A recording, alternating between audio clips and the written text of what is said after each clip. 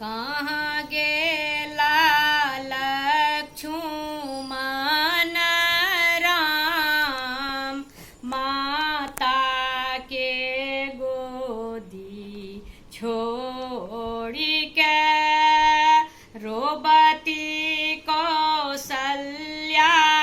दीन राति, पत्थर में माथा फोड़ी के, रोबती कौशल्या दीन राति, पत्थर में माथा फोड़ी के कई जे बचन लेला, दशरथ विवश भेला, के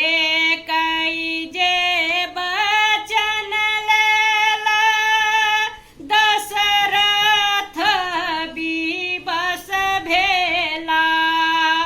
राम लखन गेला बनवास, सुखों में ठोकर मारी के, राम लखन गेला बनवास, सुखों में ठोकर मारी के, कहाँ गेला लक्ष्मण राम, माता के गोदी छोड़ी के, रोबती कौशल्या दीन राति, पत्थर में माथा फोड़ी के, राम लखन बन गेला, गोदी मोर सुन भेला, राम लखन बन गेला, गोदी मोर सुन भेला, अयोध्या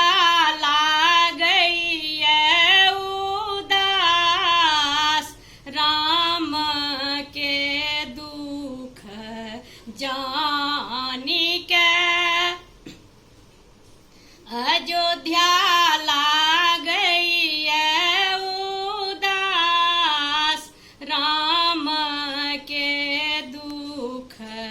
जानी के, राम लखन बन गेला, प्रजा दुखित भेला, राम लखन बन गेला, प्रजा दुखित भेला, दशरथ गेला सूरधाम, माया के बंधन तोड़ी के, दशरथ गेला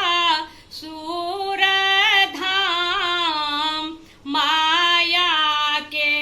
बंधन तोड़ी के, कहाँ गेला लक्ष्मण राम, माता के गोदी छोड़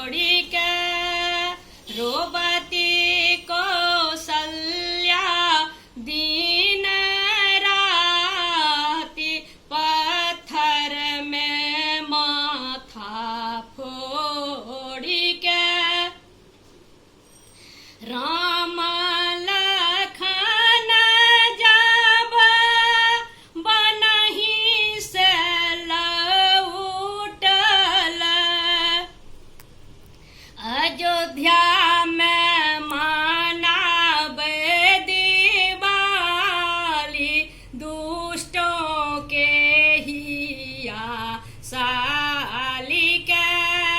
अयोध्या में बाजइए बधाव